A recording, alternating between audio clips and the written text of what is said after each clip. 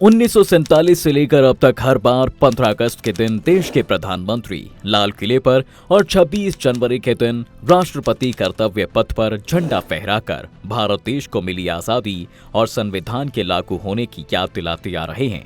लेकिन यहाँ पर कुछ सवाल हैं जो बार बार सामने आते हैं। जैसे कोई कहता है कि भारत को आजादी 15 अगस्त को नहीं मिली क्योंकि 1950 तक तो हम ब्रिटेन के डोमिनियन में थे। क्योंकि अगर सच में हमें आजादी मिली होती तो हमने सभी अंग्रेजों को मारकर क्यों नहीं भगाया? क्यों आजादी के बाद भी अंग्रेज ऑफिसर लॉर्ड माउंटबेटन को गवर्नमेंट जनरल बनाया गया? तो वहीं पर कोई कहता है कि आजादी मिली ही नहीं, लीज पर ली गई है और 99 साल के बाद हम फिर से गुलाम हो जाएंगे। और यहाँ हमारे मन में भी एक सवाल आता है कि जब ब्रिटिश संसद ने इंडिया इंडिपेंडेंस एक्ट पास करके पावर का ट्रांसफर किया या कहें कि भारत को आजाद किया, तो क्या ब्रिटिश सरकार फिर से इस एक्ट को वापस लेकर भारत की आजादी को छीन सकती है? क्योंकि संसद द्वारा बनाए गए एक्ट को तो संसद द्वारा वापस भी लिया जा सकता है।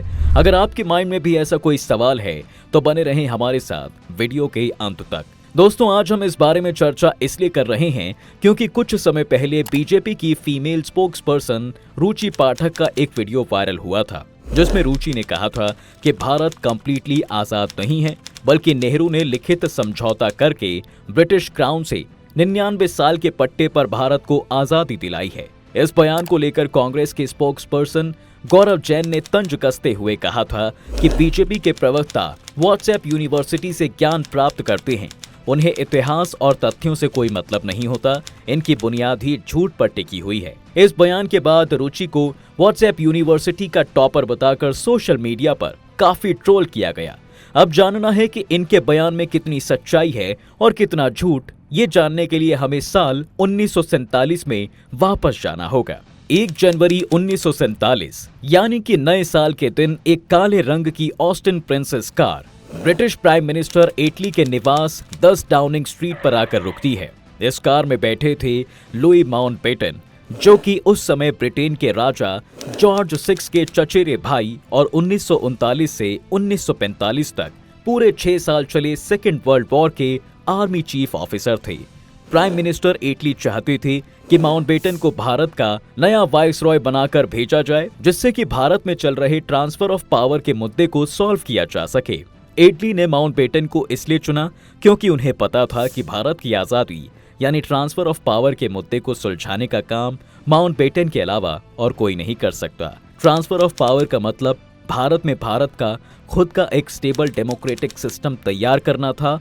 और फिर एक लंबे डिस्कशन के बाद एटली ने घोषणा करवा दी कि ब्रिटेन गवर्नमेंट जून 1948 से पहले भारत को पूर्ण स्वराज्य का अधिकार दे देगी। लेकिन माउंटबेटन ये जानते थे कि ट्रांसफर ऑफ पावर का मामला बहुत पेचीदा है, इसको सुलझाना लोहे के चने चबाने जैसा होगा, इसलिए वो इस मुसीबत में फंसना चाहते नहीं थे।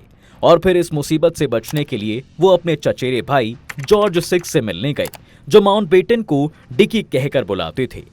जॉर्ज ने इस समस्या से बचने में उनकी कोई मदद तो नहीं की, लेकिन माउंटबेटन से कहा कि डिकी, अभी भारत में इस तरह का माहौल बना हुआ है कि कांग्रेस का कोई भी लीडर नहीं चाहता कि भारत कॉमनवेल्थ का हिस्सा बना रहे, इसलिए तुम्हें ये कोशिश करनी है कि भारत एकजुट रहे या फिर उसका बंटवारा करना पड़े, लेकिन भारत कॉमनवेल्थ का हिस्सा बना रहना चाहिए। यानी कि अब ट्रांसफर ऑफ पावर और भारत के बंटवारे की जिम्मेदारी लुई माउंटबेटन पर थी। ब्रिटेन से भारत आते वक्त विमान में बैठे हुए माउंटबेटन के माइंड में बहुत से सवाल गूंज रहे थे, जैसे कि क्या भारत की रियासतें एक होने के लिए मान जाएंगी या फिर भारत का बंटवारा होगा, और अगर बंटवारा हुआ तो भारत की शासन व्यवस्था कैसी होगी इत्यादि। भारत पहुंचकर माउंटबेटन ने सबसे पहले नेहरू जी से मुलाकात की। नेहरू जी और माउंटबेटन दोनों ही पॉलिटिक्स में एक्टिव रहने की वजह से एक दूसरे को बहुत अच्छे से जानते थे। नेहरू जी भी चाहते थे कि माउंटबेटन उनके साथ मिलकर काम करें, क्योंकि भारत की सभी रियासतों के दावेदार ब्रिटिश शासन के करीब थे। लेकिन जब माउंटबेटन ने भारत के बंटवारे की बात की तो नेहरू जी ने इस संबंध में गांधी जी से बात करने की सलाह दी, और फिर नेहरू जी की सलाह पर माउंटबेटन ने गांधी जी से मुलाकात की। गांधी जी शुरुआत से ही बंटवारे के विरोधी रहे हैं, और फिर माउंटबेटन के मुंह से बंटवारे की बात सुनकर आग बबूला हो गए। उन्होंने गुस्से में कहा था, आप हमें हमारे हाल पर छोड़ दो और जितना जल्दी हो सके पतली गली से निकल लो, कैसे क्या करना है हम सब कर लेंगे, हमें आपकी कोई जरूरत नहीं है। गांधी जी के पास इतनी ताकत तो नहीं थी कि वो अकेले बंटवारे को रोक सकें। लेकिन माउंटबेटन इस बात को अच्छी तरह से जानता था कि ये बूढ़ा अकेले तो कुछ कर नहीं सकता, लेकिन अगर इसने हमारे प्लान का विरोध किया तो हिंदुस्तान की पूरी जनता रोड पर उतर आएगी। इसी बीच माउंटबेटन को कांग्रेस के सबसे बड़े नेता सरदार वल्लभ भाई पटेल का सख्त भाषा में लिखा हुआ एक खत मिला, जिसमें उन्होंने किसी अपॉइंटमेंट के बारे में लिखा था। इस खत में लिखी हुई सख्त भाषा माउंटबेटन को पसंद नहीं आई, तो उन्होंने पटेल से यह खत वापस लेने को कहा, लेकिन पटेल नहीं माने। तो माउंटबेटन ने धमकी देते हुए उनसे कहा था कि आप मुझे समझते क्या हैं? अगर आपको सब कुछ अपने हिसाब से ही करना है तो फिर आप ही कर लो, मैं भी अपना विमान बुलाकर वापस चला जाता हूँ। माउंटबेटन की इस बात को सुनकर पटेल ने अपना खत वापस लिया और फाड़ दिया। अब यहाँ अकड़ दोनों में बराबर थी, लेकिन अच्छी बात यह थी कि दोनों समझदार थे, तो दोनों ने आपस में सुलह करके बीच का रास्ता निकाला। मतलब सांप भी मर जाए और लाठी भी ना टूटे। और फिर यहाँ से इनके संबंध बिगड़ने की जगह अच्छे होते चले गए। लेकिन बंटवारे को लेकर तो पटेल भी सहमत नहीं हुए। जब ये तीनों बड़े नेता बंटवारे को लेकर सहमत नहीं थे तो माउंटबेटन जिन्ना के पास गए और उन्हें बताया कि कांग्रेस का कोई भी लीडर बंटवारे को लेकर सहमत नहीं है। लगता है भारत में बंटवारा किए बिना ही इंडियन गवर्नमेंट की सत्ता को एस्टैब्लिश करना पड़ेगा। इस बात पर भड़ककर जिन्ना ने कहा कि मैं ऐसा कभी नहीं होने दूंगा, मुझे बस एक चीज चाहिए और वो है पाकिस्तान और हिंदुस्तान का बंटवारा। जिन्ना के ऐसे लफ्ज सुनकर माउंटबेटन को समझ में आ गया था कि भारत में रहने वाले 30 करोड़ हिंदू और 10 करोड़ मुसलमानों का साथ में रहना मुश्किल तो है, लेकिन फिर भी हिंदू और मुसलमानों के बीच चल रहे इस मनमुटाव को अच्छे से समझने के लिए माउंटबेटन ने पंजाब का दौरा किया। पंजाब पहुंचकर उन्होंने देखा कि लोग एक दूसरे को मारने पर उतारू हैं। हर दूसरे दिन दंगे की खबर आ रही है और फिर उन्हें खबर मिलती है कि बंगाल में भी यही हाल बना हुआ है। पंजाब और बंगाल की कंडीशन को देखकर माउंटबेटन को यह समझ आ चुका था कि जल्द से जल्द कोई फैसला लेना पड़ेगा, क्योंकि अगर गृह युद्ध छिड़ गया तो हम कुछ कर नहीं पाएंगे। और फिर वो पंजाब से सीधा शिमला चले गए और शिमला पहुंचकर ब्रिटिश सरकार द्वारा तैयार किया हुआ प्लान, जिसको वो दिल्ली में जाकर सभी के सामने बताने वाले थे, उसे उन्होंने शिमला में ही नेहरू जी को दिखाया। नेहरू जी इस प्लान को रात भर में अच्छी तरह स्टडी कर रहे थे। इस प्लान में लिखी हुई एक लाइन नेहरू को बिल्कुल पसंद नहीं आई और उसमें लिखा था कि हिंदू और मुसलमान चाहें तो दोनों मिलकर इस प्रांत के किसी भी क्षेत्र में अपना अलग एक देश बना सकते हैं। और फिर सुबह माउंटबेटन के सामने इस प्लान को बेड पर फेंकते हुए नेहरू जी ने बोला कि अगर ऐसा हुआ तो सब बर्बाद हो जाएगा। कांग्रेस इसके लिए कभी राजी नहीं होगा, क्योंकि ऐसा करने से देश कई टुकड़ों में बंट सकता है। नेहरू जी की बात को सुनकर माउंटबेटन को भी ये प्लान उचित नहीं लगा और फिर उन्होंने 6 महीने में तैयार किए अपने इस प्लान को रद्द कर दिया। अब माउंटबेटन की 6 महीने की मेहनत पानी में चली गई थी और अब उनके पास ट्रांसफर ऑफ पावर को लेकर ना तो कोई प्लान था और ना ही ज्यादा समय, क्योंकि गृह युद्ध की संभावना बनी हुई थी। तो इस समस्या से निपटने के लिए माउंटबेटन को अपने राजनीतिक गुरु वीपी मेनन की याद आती है और वो वीपी मेनन के पास जाते हैं और बताते हैं कि गुरुजी, इस तरह की समस्या है, बताओ क्या करें। तब वीपी मेनन इन्हें डोमिनियन स्टेटस की सलाह देते हैं। डोमिनियन स्टेटस से मतलब भारत और पाकिस्तान 2 देश बना दिए जाएंगे और सभी रियासतों को ये हक होगा कि जिस देश को चुनना चाहे अपने हिसाब से चुन सकती हैं। माउंटबेटन को ये प्लान बहुत पसंद आया और इसीलिए एक प्रोफार्मा तैयार किया जिसे माउंटबेटन प्लान कहा जाता है। और फिर इस प्लान को सभी के सामने रखा गया तो कांग्रेस, मुस्लिम लीग और सिख नेता सभी इसके लिए राजी हो गए। सभी की सहमति के बाद इस प्लान को ब्रिटिश संसद में अप्रूव होने के लिए भेज दिया गया। लेकिन यहाँ पर एक सवाल आता है कि जब कांग्रेस के सभी लीडर बंटवारे के विरोध में थे तो फिर ये इस प्लान को लेकर सहमत कैसे हो गए। इसकी वजह थी कि देश में लगातार गृह युद्ध के हालात बने हुए थे और अगर गृह युद्ध छिड़ जाता तो किसको सत्ता मिलती कुछ कहा नहीं जा सकता। हो सकता था कि देश और भी कई टुकड़ों में बंट जाता।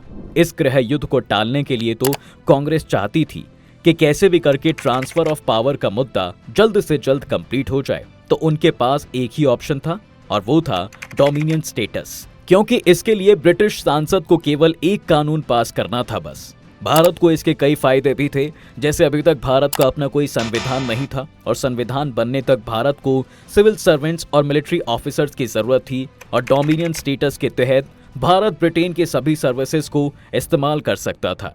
इसको आप इस तरह से समझ सकते हैं कि जब तक आपके पास अपनी कार नहीं है तब तक किसी और की कार रेंट पर लेकर यूज करना और फिर जब अपनी खुद की कार खरीद लो तो दूसरे की कार को हमेशा के लिए वापस दे देना। दूसरा कारण ये था कि 565 छोटी बड़ी रियासतों का फैसला होना अभी बाकी था। अगर ब्रिटिश सरकार इसमें हस्तक्षेप ना करती तो ये रियासतें अपने अपने क्षेत्र में बहुत सी चीजें जैसे communication channels, telegraph offices, railway lines etcetera पर रोक लगा सकती थीं। क्योंकि ब्रिटिश सरकार ने सभी रियासतों के साथ अपने संबंध अच्छे बना रखे थे, जिस कारण से डोमिनियन स्टेटस के तहत भारत सरकार इन रियासतों द्वारा दी जाने वाली सभी सुविधाओं का यूज कर सकती थी। और फिर 15 जुलाई को डोमिनियन स्टेटस वाला माउंटबेटन प्लान ब्रिटिश संसद में पारित होता है, जिस पर 18 जुलाई को ब्रिटिश गवर्नमेंट द्वारा शाही मुहर लगा दी जाती है।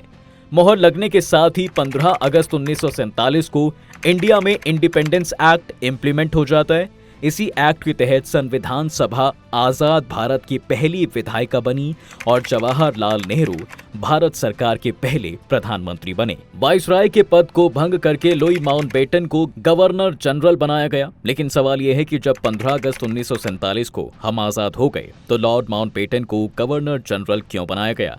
इसकी वजह था dominion status. India independence act के तहत पावर का ट्रांसफर तो जल्द ही हो गया, लेकिन डोमिनियन स्टेटस अभी भी कायम था। डोमिनियन स्टेटस के अकॉर्डिंग ब्रिटेन के राजा का एक प्रतिनिधि यानी कि गवर्नर जनरल वो सारी जिम्मेदारियां संभालने वाला था जो आज के समय में इंडिया के प्रेसिडेंट संभालते हैं। ये पद माउंटबेटन को इसलिए दिया गया क्योंकि नेहरू जी और सरदार वल्लभ भाई पटेल चाहते थे कि रियासतों के विलय में माउंटबेटन उनकी मदद करें, क्योंकि रजवाड़ों को भारतीय संघ में शामिल करना इतना आसान नहीं था। तभी माउंटबेटन ने पटेल को सलाह दी कि अगर वो रजवाड़ों के कुछ अधिकार कायम रखें तो वे भारतीय संघ में शामिल हो सकती हैं। और फिर इन सभी 565 रियासतों की सहमति के लिए सरदार वल्लभ भाई पटेल ने कठोर नीति का पालन किया, जिससे जम्मू कश्मीर, जूनागढ़ और हैदराबाद जैसी कुछ रियासतों को छोड़कर बाकी सभी रियासतों ने विलय पत्र पर साइन कर दिए। माउंटबेटन 21 जून 1948 तक गवर्नर जनरल के पद पर रहे और इनके रिजाइन देने के बाद श्री राजगोपालाचारी पहले भारतीय थे जो गवर्नर जनरल चुने गए। और इस तरह जब तक भारत का अपना संविधान बनकर तैयार नहीं हुआ, भारत ब्रिटिश गवर्नमेंट का डोमिनियन बना रहा।